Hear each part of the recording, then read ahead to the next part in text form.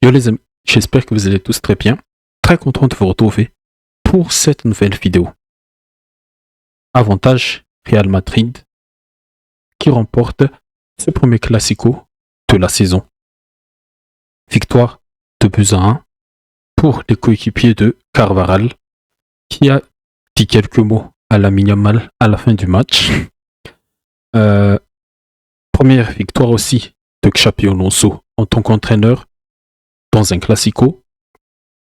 Déjà, un petit mot pour Militao, qui a livré une nouvelle fois un match très complet défensivement. Et je pense aussi une passe décisive. Ouais. Hansi Flick, il est à court de solutions. Il a beaucoup de blessés dans son équipe. Mais l'autre vision qu'il faut avoir, c'est que avec ces blessés-là, on voit bien que notre équipe est limitée sur la quantité et surtout la qualité de notre effectif. Et bien sûr, on a eu vraiment les éléments de réponse pour les deux équipes. Mon prono n'est pas validé cette fois-ci. J'ai pronostiqué une victoire de mon Barça, 3-2. Mais je félicite quand même le Real, malgré cette défaite frustrante pour moi. Je félicite le Real. Pedri, qui a été expulsé en fin de rencontre. Une grosse bagarre qui a éclaté au coup de sifflet final. À cause, je pense, les mots que Yamal n'a pas assumé. Ouais, toi petit là, il faut que tu arrêtes avec tes stories maintenant. Il faut que tu recommences à bien travailler et à te concentrer à 100% sur le foot. Parce que on a besoin de toi. En ce moment, on a besoin que tu performes et que tu sois décisif, surtout dans ce genre de rencontre. Et pour finir un peu l'introduction, je félicite le Real. Quand même, ils ont mérité la victoire. C'est une défaite frustrante pour moi. Mais le Real nous a montré une autre façon de gagner un match important. Et comme d'habitude les amis, avant de vous donner mon petite analyse, je vous invite déjà à liker la vidéo et pourquoi pas, surtout, je vous invite à vous abonner si vous ne l'êtes pas encore. Et du coup, dans ce match, on avait pas mal posé des questions, donné quelques clés du match, les enjeux de chaque équipe. Le Real, bien sûr, il a lavé l'affront de la saison dernière, pas totalement, mais cette victoire leur permet surtout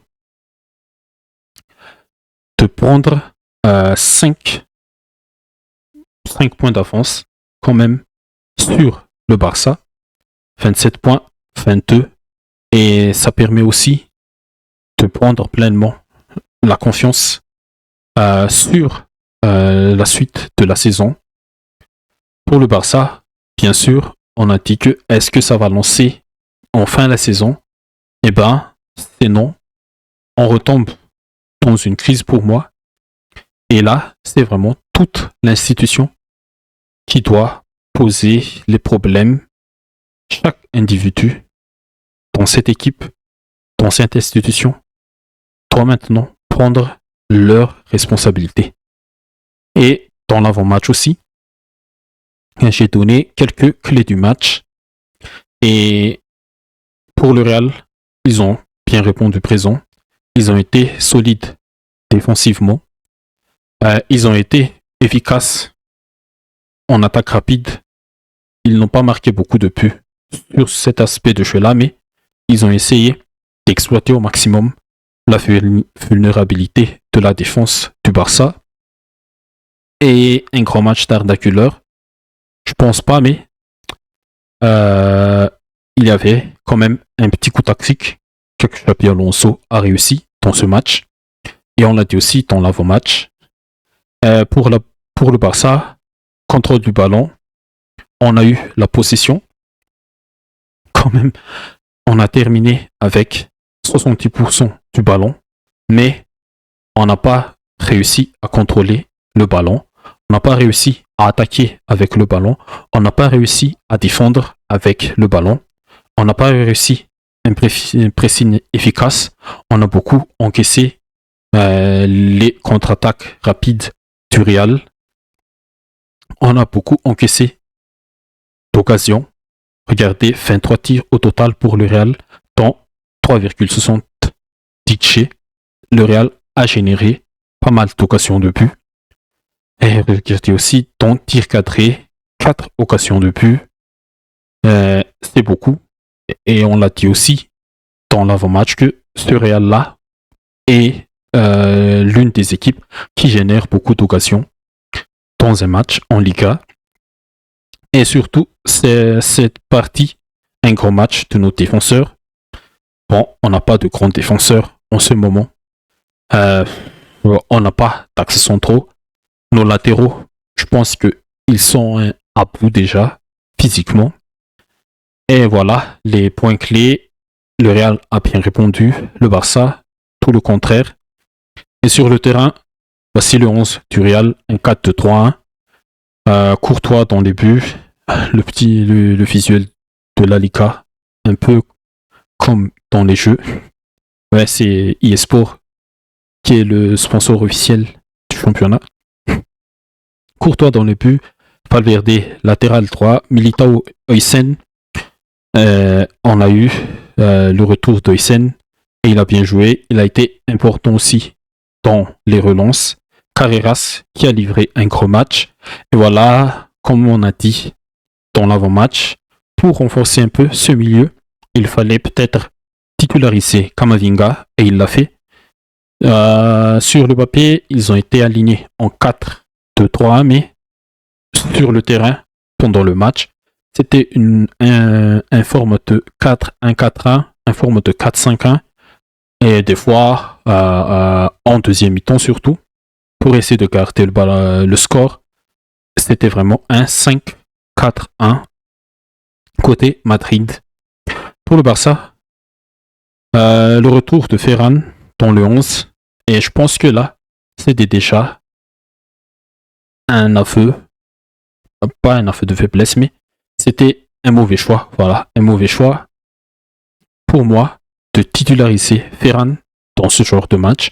Il a raté les deux dernières rencontres. Fermin était dans un bon moment, triplé contre l'Olympiakos, Rashford aussi. Je pense qu'il fallait reconduire le 4-3-3, ou bien il fallait juste reconduire le 11 contre Olympiakos pour donner la continuité, surtout dans notre équipe.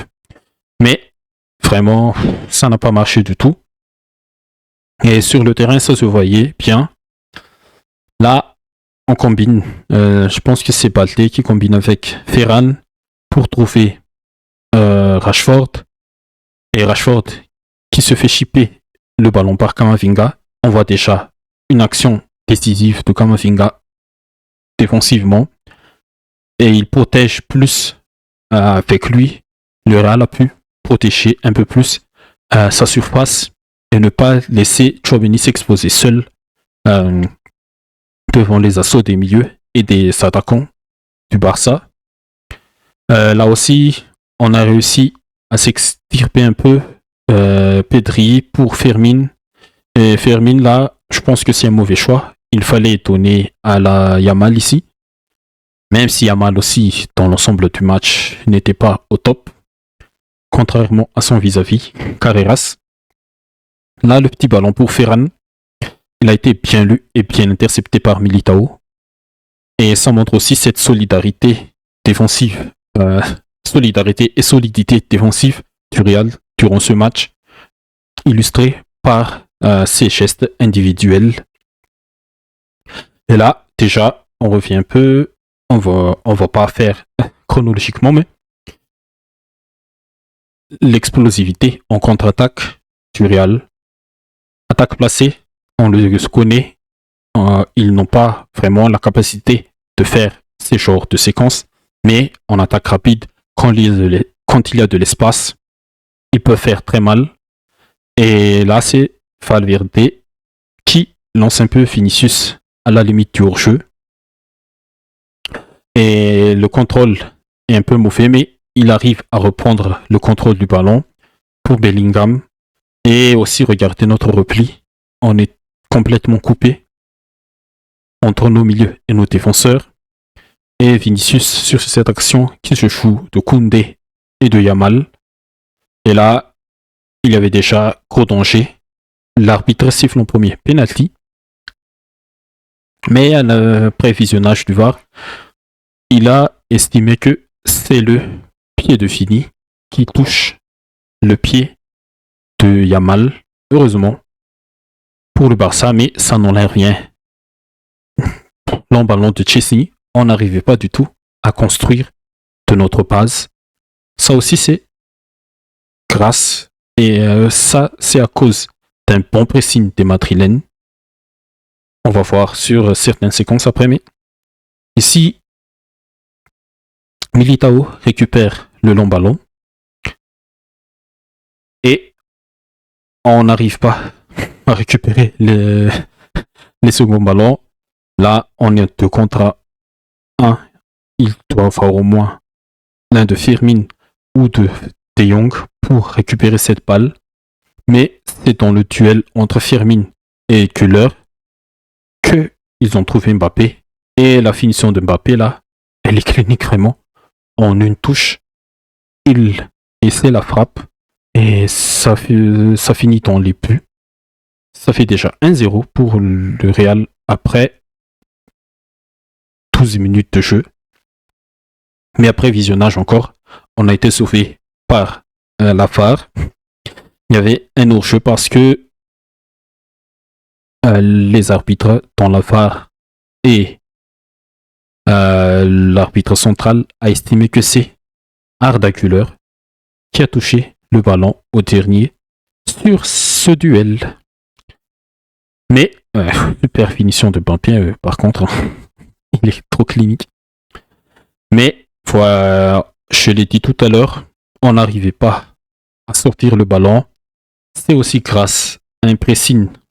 Attendez un peu. C'est aussi grâce à un bon pressing. Pas grâce, mais à cause d'un bon pressing du Real. C'est pas beaucoup avec d'intensité, mais c'est vraiment un bon quatriage de chaque zone. Et regardez, Carreras en individuel sur Yamal. Ça, c'est un coup tactique. Et regardez, Koubarsi qui a essayé de lancer Yamal en profondeur. Mais Carreras récupère le ballon très haut. Et ça, attention, si le Real commence à faire ce genre de récupération, je pense que s'ils arrivent à continuer ce genre de séquence-là, je pense que ils seront difficiles à battre et ils seront difficiles à bouger dans cette saison. Et Carreras, bien sûr, récupère très haut, on lance Vinicius. Et cette séquence, c'est le but, l'ouverture du score de l'inévitable Kylian Mbappé. On voit bien la ligne du 4-2-3. Balde qui a essayé de sortir sur Kamavinga, mais il transmet le ballon à Bellingham. On n'a pas réussi notre pressing et Bellingham, il réussit à se débarrasser de Pedri et magnifique passe entre Koubarsi et Garcia et Eric Garcia. L'appel de Mbappé dans le bon tempo de la passe, pas de hors-jeu. Tu peux pas laisser Mbappé dans cette situation. 1-0 pour le français. Et là encore, on n'a pas réussi à trouver un jeu. L'année dernière, je pense que c'était sur le... non. Ouais, c'était en finale de Supercoupe d'Espagne. Ça me rappelle un peu une action. C'est Casato, je pense. Non. Une action comme ça où le Real a essayé de presser. Et on a réussi à sortir parce que il y avait vraiment l'air. Regardez, on est en retard là. De Jong ou Pedri, ils doivent être ici en ce moment-là. Mais sur cette séquence, on a réussi vraiment à sortir le ballon en une touche. Et bien sûr, on avait Rafinha on est, avec son explosivité là. Mais ce soir, on n'a rien proposé du tout. On n'a pas été dangereux. Là, De Jong, il doit être ici, un peu plus ici pour former un peu ce triangle-là. Il est très loin. Et Eric Garcia qui balance le ballon sur Ferran. Et là aussi, Ferran, c'est pas Lewandowski dans ce genre d'aspect de jeu. Il perd le ballon. Très bon tackle de Valverde aussi. Et regardez, Hussein, en une touche, il casse la ligne. Il trouve Arda Güler. Et Arda Güler qui va lancer Vinicius et Carreras aussi, qui va se projeter très rapidement. Et je pense que sur cette action, il va trouver Carreras. Ouais, je n'ai pas mis la capture, mais Carreras, il a trouvé un centre dangereux en retrait pour Bellingham, mais Chesney a capté le tir. Et là, c'est le deuxième but. Ouais, le deuxième but. Il provient de cette grosse faute de Pedri. Et cette faute-là, alors, il y a Shakira sur le pub. Cette faute-là, ça vient d'un corner mal négocié. Contre-attaque rapide du Real. Il y a un 3 contre 2 pour le Real. C'est dangereux. Pedri fait la grosse faute. Carton jaune logique. Le coup franc est joué par Güler. Et même sur coup de pied arrêté, on essaie toujours de jouer ce piège du hors-jeu. Mais on défend mal. Vinicius, à la suite de l'action, se joue complètement de Koundé. Et regardez aussi Yamal, qui n'aide pas vraiment son latéral face à Vinicius. Il faut toujours au moins un 1v1, un 2v1. Et le centre de Vidi qui part très bien au deuxième poteau. Militao qui prend le dessus sur Baldé. Et il y avait un duel entre Yesen et Koubarsi. Yesen qui donne un peu un coup, mais l'arbitre n'a pas estimé que ce n'est pas une faute. Une faute qui influence l'action. Et Bellingham, en mode tapine, 2-1. Alors qu'on a égalisé avant ça. Et c'était la seule action où on a été un peu dangereux, où on a réussi à presser cette équipe madrilène dans leur dernier tiers. Là, c'est Güler qui tarde trop à lâcher le ballon et qui se fait chipper celui-ci par Pedri. Voilà. Récupération haute. Rashford déjà positionné. Il a reçu le ballon de la part de Baldé. Et très belle projection aussi de Fermin, comme à son habitude, dans la surface. Très bel centre de Rashford. Et Fermin qui termine bien, qui claque bien aussi. Plat du pied. Sécurité. Et un partout, mais à un partout, je me suis dit que on allait gagner parce que on pouvait vraiment renverser la physionomie. On pouvait prendre le contrôle du match, mais non. Je pense aussi qu'on manque vraiment de caractère. On a les blessures, mais ce n'est pas une excuse. Mais cette équipe manque vraiment de caractère.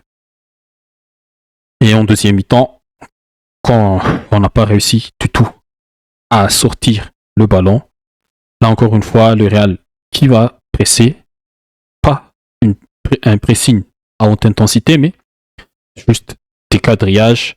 On essaie de perturber la relance du porteur de balle. Récupération de Kamavinga, une nouvelle fois. Et là aussi, regardez-moi ça. Suegate Carreras. Il ne se soucie même plus de la Yamal derrière son dos là. Il est vraiment à l'intérieur du jeu. Il est sur Fermin, Valverde sur Rashford, Bellingham sur Pedri, Güler sur De Jong et Tchouaméni aussi en deuxième lame. Mbappé sur Eric, Vinicius sur Koundé, Camavinga sur Balde. Ils sont hauts. Bien joué, Xabi Alonso. Il commence à vraiment implanter le logiciel du pressing à ses joueurs. Et voilà, à la suite de cette action, on perd le ballon. Camavinga, dans une petite crise de technicité, trouve Bellingham qui s'incruste dans la surface. Et là, le centre, contré en premier temps par Eric Garcia, mais qui retouche la cuisse de Bellingham et ça retouche à la fin la main d'Eric Garcia. Là, si vraiment, sur cette action, si Eric ne fait pas le geste du bras non naturel, parce que les images arrêtées ne nous donnent pas plus de raison, mais si Eric ne fait pas le geste comme ça, hop, hop, hop, un peu comme ça, là, je pense que il n'y aurait pas eu penalty, mais là, il augmente un peu trop la surface de son bras et bien sûr, c'est penalty logique. Heureusement que Chesney a sorti.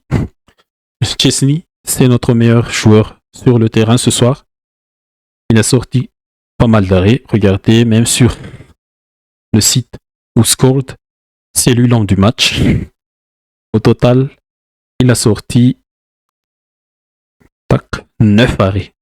9 arrêts de Chesney dans ce penalty de Mbappé. Et ça aurait dû nous donner un peu plus d'orgueil pour réagir complètement. Mais non, on n'avait rien. On n'avait pas les armes, bien sûr, de renverser la tendance. Et le Real, aussi, ils ont été, là, on l'a dit, en deuxième mi-temps, une ligne de 5. Là, c'est Güler qui est très bas. Mais la majorité, c'était Camavinga et Valverde sur le côté droit. Et Güler, il est très encore pas ici, mais la ligne de 5, c'était Camavinga, Valverde, Militao, Eisen et Carreras. Ils ont marqué le plus en deuxième mi-temps. Ils ont éteint l'activité de Pedri et de De Jong. Et Rashford, je ne sais pas comment qualifier son match. Notre plus grosse occasion, notre plus belle occasion du match est dans la deuxième mi-temps. C'était celle-ci. Super passe de Lamine pour Koundé. Pas du tout hors jeu.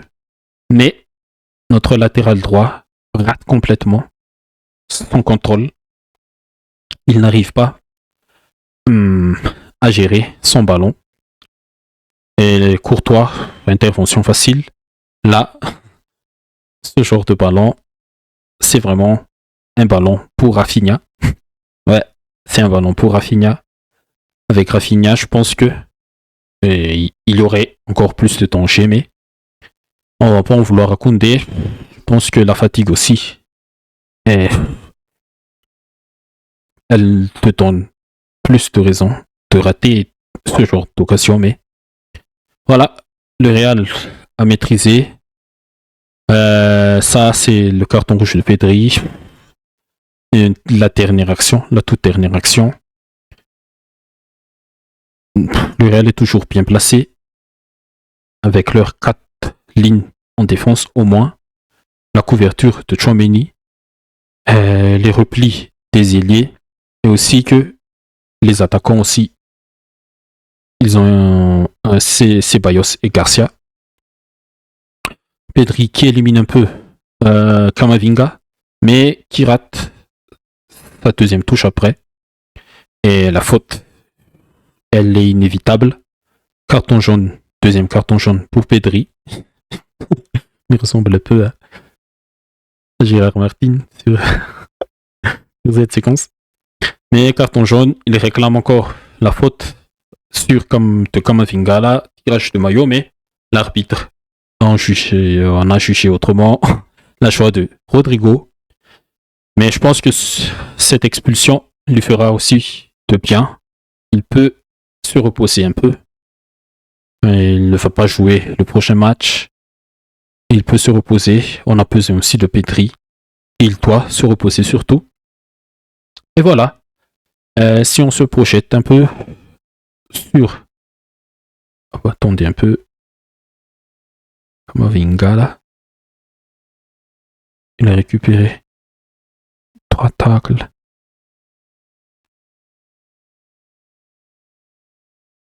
Il a récupéré combien d'arrêts? Combien de ballons là? Est-ce qu'on peut voir ça? Tableau noir. Tac, tac, tac, tac, tac. Interception. Non. Ah, je sais pas, mais Kamavinga, je pense qu'il a quand même récupéré pas mal de ballons. Et si on se projette un peu pour les deux équipes.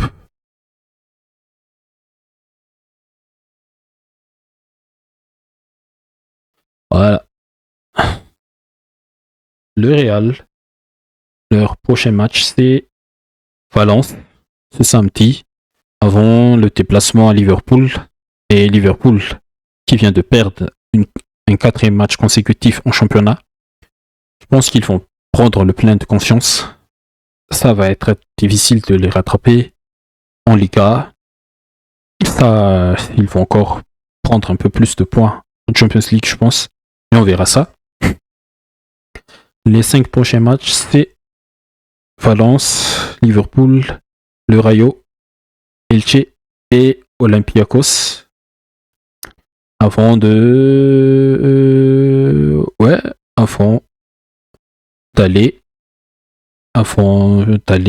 la dernière trêve, déplacement au Girona. Ouais, je pense que le Real, ils vont prendre le maximum de points sur ces rencontres-là. Pour le Barça, c'est Elche, Bruges, le Celta en déplacement et la réception de Bilbao et le déplacement à Chelsea. Là, les gars, il faudra vraiment être au top. Je pense que on peut se gérer. Attention, Bruges à domicile, ils sont durs à battre. Bruges à domicile. Le Celta, on les connaît. Réception de Bilbao. Là, il faudra être un peu plus tueur que ce soir. Et surtout, ce déplacement Chelsea. J'espère qu'on va reprendre confiance, surtout avec ces 2 matchs-là. Et ne pas sombrer totalement en cette première partie de saison. Et voilà. J'espère le débrief, il est fini pour moi. J'espère que ça vous a plu. Si c'est le cas, n'hésitez pas à liker et surtout, n'hésitez pas à vous abonner. Et je vous dis à la prochaine. Bye bye. Merci.